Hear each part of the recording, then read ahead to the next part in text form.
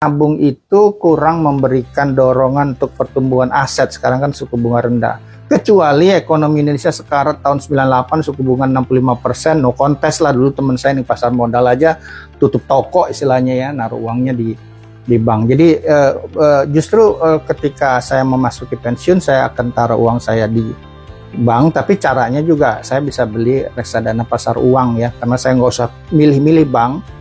Kan kalau seperti di Bahana TCW itu proses pencarian bank, ratingnya, risikonya itu ada ya. Jadi saya lebih yakin gitu diurusin. Tetap kita punya liquidity ya. Jadi menabung itu sebetulnya tekanannya itu bukan pertumbuhan tapi cash management, liquidity. Lebih gitu. ke likuiditas berarti Pak ya. Berarti kalau boleh dibilang investasi itu buat growth. Yes. Ya kan, kalau yang pasar uang atau buat tajir. Investasi itu buat tajir. Amin ya Pak, saya mau tajir juga ya Pak Budi. Gitu.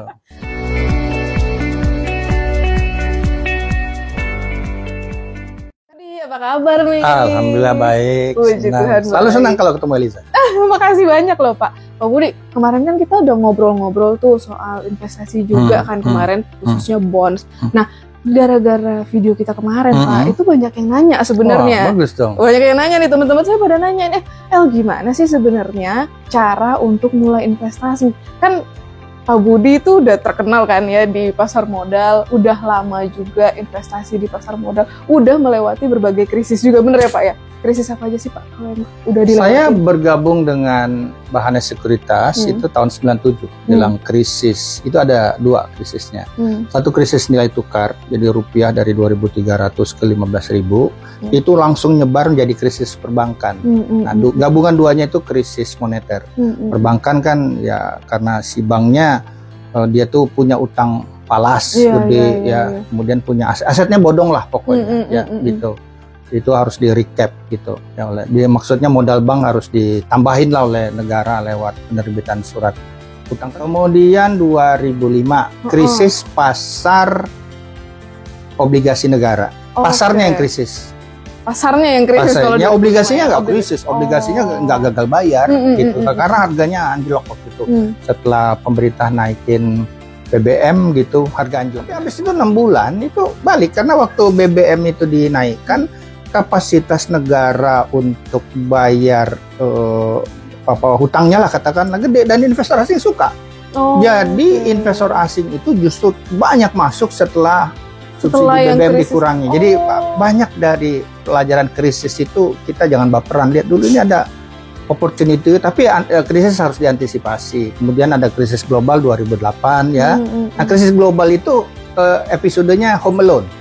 If crisis happen in our home ground and we are alone, get out. Itu 98. Tapi 2008 krisis nggak terjadi di negara kita, dan kita itu nggak sendiri. Asing waktu itu menjual berbagai aset di Indonesia, kita punya IHSG turun 35%, itu obral sebetulnya. Itu kesempatan beli malah, dan saya waktu itu pernah terapkan dengan uang ya nggak banyak waktu itu, dan setahun kemudian itu naiknya 123% gitu. Dalam setahun Pak? Dalam setahun ya, karena waktu anjlok itu kan sangat murah, jadi belajar valuasi itu penting. Skala yang global lagi itu sebenarnya ada 2013 itu rupiah anjlok ya 23%, ya itu karena salah kita. Kita waktu itu defisit impor kita jauh lebih gede dari ekspor lah ya. Kemudian 2020 satu sisi salah kita belum punya teknologi vaksin, tapi kecerdikan kita juga. Kita tahu karena ada geopolitik, kita dapat dari Tiongkok, kita dapat dari Barat gitu yang vaksinnya, makanya Indonesia relatif cepat sembuh. Kira-kira krisis itu kayaknya bergilir gitu, perlu so far sejauh saya memahami lintas krisis ini, Indonesia jauh dari krisis, kecuali nanti istilahnya tuir sebelum tajir. Nah, itu kita bisa bicarain. Nanti kita bahas di lain kesempatan kali itu Pak ya. Siap. Nah, berarti dari pengalaman Pak Budi ini udah ngelewatin hampir 5 kali krisis ya Pak, kalau boleh dibilang. Saya 26 tahun di pasar 26 tahun di pasar modal, tapi udah ngelewatin berbagai krisis. Jadi krisis memang ada, nanti itu ada opportunity-nya kan, di Chinese karakter itu kan, ini risk and reward ada ya, dari kata risk gitu. Nah, ini beberapa kali Pak Budi mention soal opportunity di tengah krisis. Sebenarnya berarti kalau boleh dibilang Pak Budi jadi lebih suka investasi juga ya dibandingkan nabung atau gimana Pak? Oh ya, ini harus dibicarain. Ya. Jadi saya di rumah kan melarang anak saya menabung. Jadi melarang ya. Kenapa tuh Pak? Oke, jadi saya tuh mau mengingatkan kepada anak-anak dan juga para pemirsa, itu masyarakat kita biasanya kenal dengan bank tuh dengan dua cara. Naruh uang sebagai deposan di bank, dapatnya berapa sih? Kemudian kita pinjam uang sebagai kreditur. Ya, nah ini kan selisihnya lebar. Selisihnya ini pada dasarnya ini keuntungan perbankan. Berarti ada cara ketiga. Jadi investor bank dan investor asing itu paling suka. Banknya di Indonesia istilahnya bahasa kerennya ya net interest rate margin kita termasuk tertebal gitu ya. Gitu. Jadi saya sarankan ya kenapa nggak jadi investor bank. Tapi saya bukan anti bank. Jadi kalau nabung itu kurang memberikan dorongan untuk pertumbuhan aset. Sekarang kan suku bunga rendah. Kecuali ekonomi Indonesia sekarang tahun 98 suku bunga 65%, no contest lah. Dulu teman saya di pasar modal aja tutup toko istilahnya ya, naruh uangnya di bank. Jadi justru ketika saya memasuki pensiun saya akan taruh uang saya di bank. Tapi caranya juga saya bisa beli reksadana pasar uang ya, karena saya nggak usah milih-milih bank. Kan kalau seperti di Bahana TCW itu proses pencarian bank, ratingnya, risikonya itu ada. Jadi saya lebih yakin gitu diurusin. Tetap kita punya liquidity ya. Jadi menabung itu sebetulnya tekanannya itu bukan pertumbuhan tapi cash management, liquidity. Lebih gitu. ke likuiditas berarti Pak ya. Berarti kalau boleh dibilang investasi itu buat growth. Yes. Ya kan, kalau yang pasar uang atau buat tajir. Investasi itu buat tajir. Amin ya Pak, saya mau tajir juga ya Pak Budi. Gitu.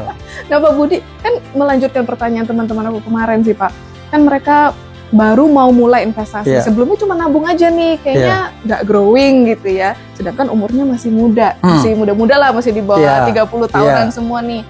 Jadi gimana menurut Pak Budi kita cara lurusin dulu nih? Ya. Pertama ada baiknya tanya misalnya Pak Budi apa sih investasi dua biar gampang. Kalau ada cara yang lebih gampang lagi silakan tantang saya. Ya saya akan belajar. Menanam keberuntungan. Menanam keberuntungan. Menanam itu proses. Apa yang kita tanam, kapan kita nanam, di mana kita nanam, dengan siapa kita menanam, itu banyak sekali.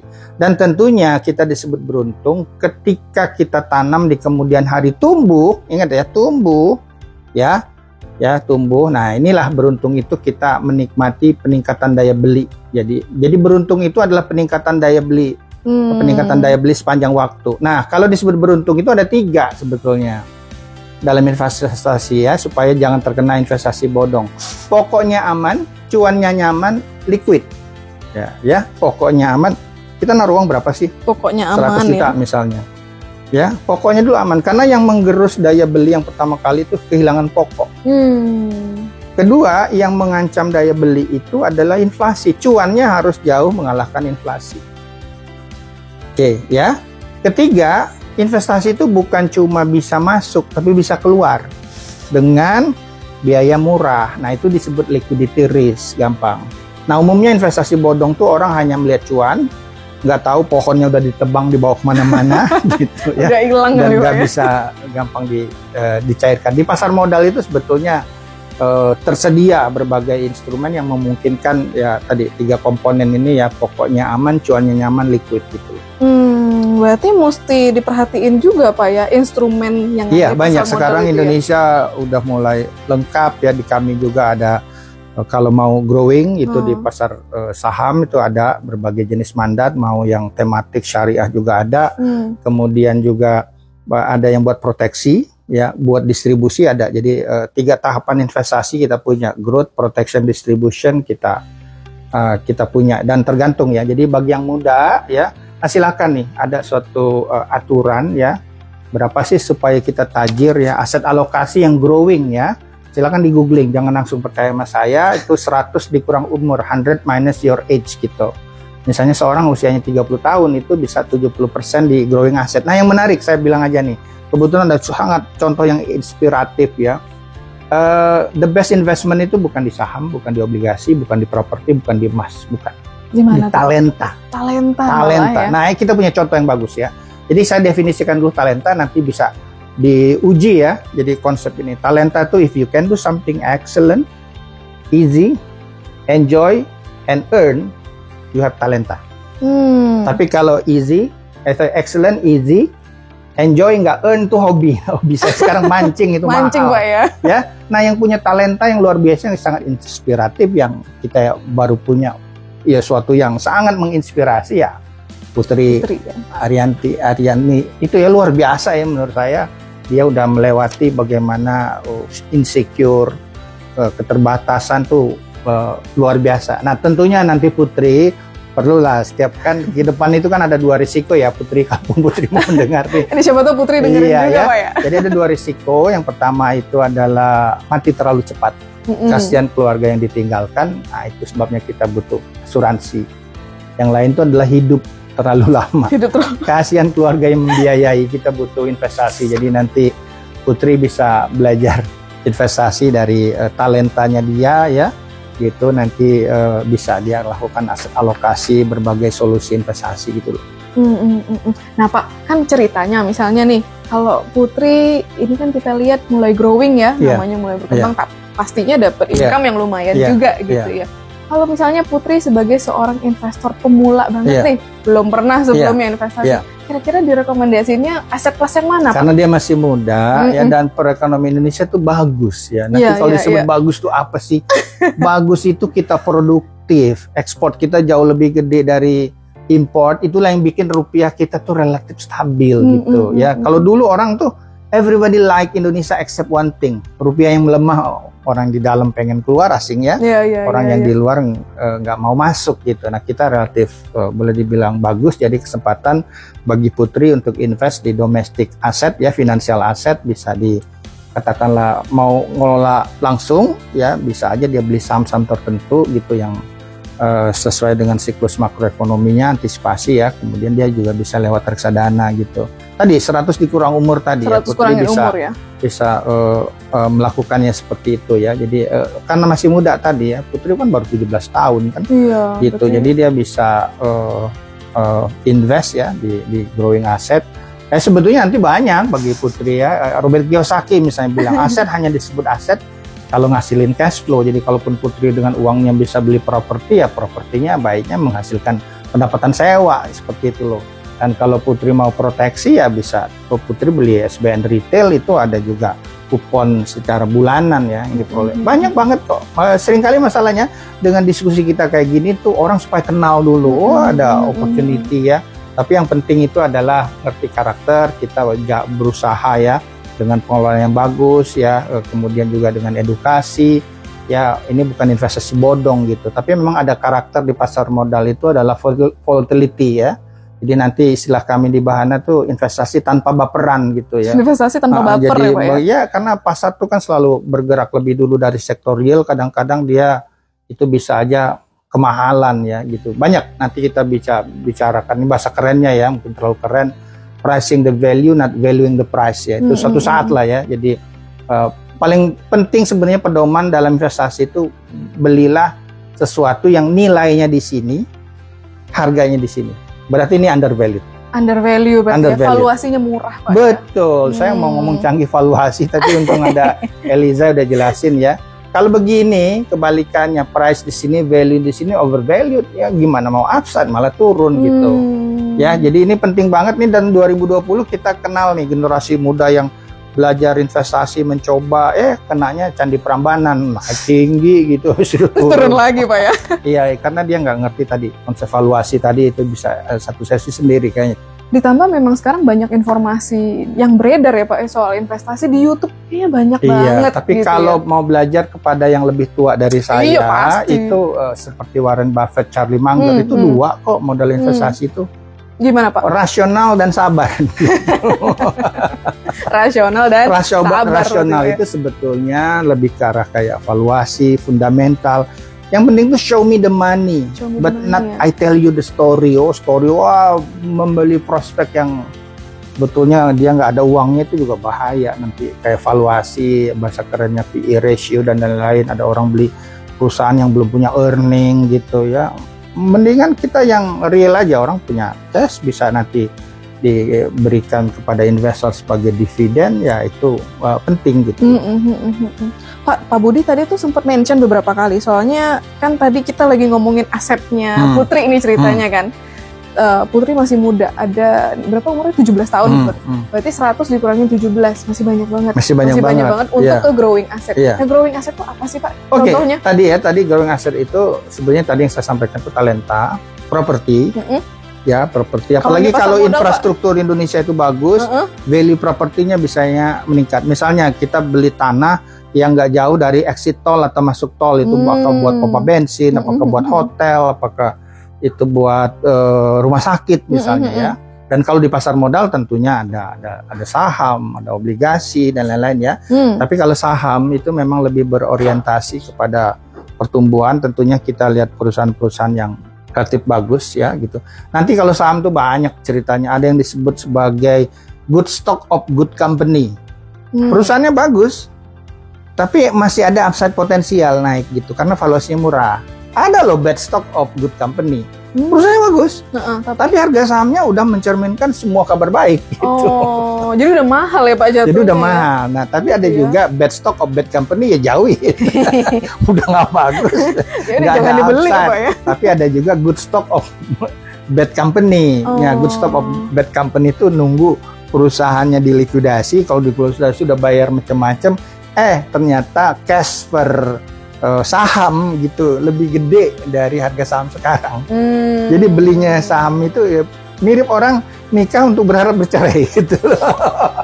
Agak nggak enak ya Pak ujungnya. Nggak enak, tapi maksudnya demikianlah kalau kita dekatkan dengan kualifikasi dan strategi evaluasi, sebetulnya ya tadi kombinasi seperti itu ya. Ini mungkin nice to know bukan need to know ya gitu. Tapi ya kira-kira seperti itu ya. Jadi cukup banyak ya. Jadi mungkin yang tadi yang good stock of good company itu yang harus dicari ya. Oh ya, by the way, yang kami sampaikan juga semoga jadi inspirasi untuk berkarir ya di pasar modal. Kita hiring juga talenta muda ya. Saya juga di Bahana ada program Pass It On, pokoknya mengajar tim ya gitu. Jadi yang penting itu kan regenerasi seorang itu dianggap berhasil kalau dia bisa membantu orang lain berhasil ya.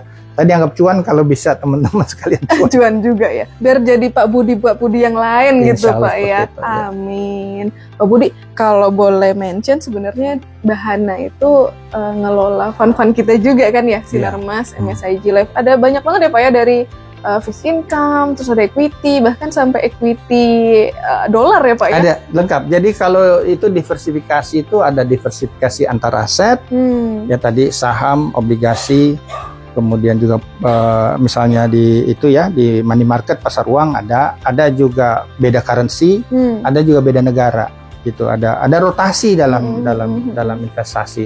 Saya mau sharing kabar baik sebetulnya. Apa jadi tuh, Pak? Ya alhamdulillah setelah berapa tahun nih untuk posisi kepemilikan pengelolaan reksadana kita tuh sebenarnya kalau di Bahana kita sebut second to none.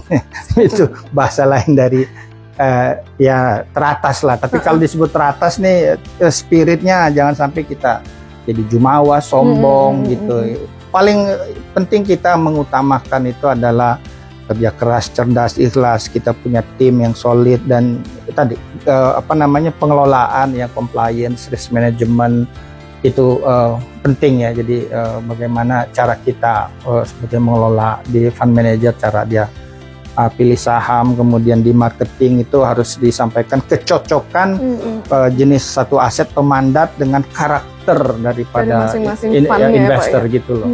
Gitu. Memang tercermin sih Pak dari kinerja-kinerja yang fund yang dikelola sama Bahana itu rata-rata di atas benchmark semua. Ya, itu ada memang nanti Sun Tzu elemen strateginya, strategi dan taktik bagus. Good strategi without taktik itu the slowest route to the victory. Tapi kalau taktik without strategi is the noise before defeat. Yang penting strategi kita, aset alokasi itu tepat ya gitu. Iya. Jadi thank you banget loh Pak Budi. Siap. Hari ini sharingnya ini ya banyak banget ya Pak. Mulai dari tadi kita dapat cerita dari Putri juga yang punya talenta segitu besar. Betul. Terus bakal pasti dapat Iya. investasi Iya, juga kan, betul, semoga betul. ya, semoga investasi Semoga nanti juga. Putri itu FIRE ya. Financial Independent Retire Early. Amin loh Pak. Siapa yang gak pengen FIRE? Saya juga mau kalau itu mah Pak. Iya. Baiklah, terima kasih loh Pak Budi. Siap. Kita mungkin akan ngobrol-ngobrol lagi di lain kesempatan ya siap. Pak. Lanjut. Thank you Pak Budi. Terima kasih.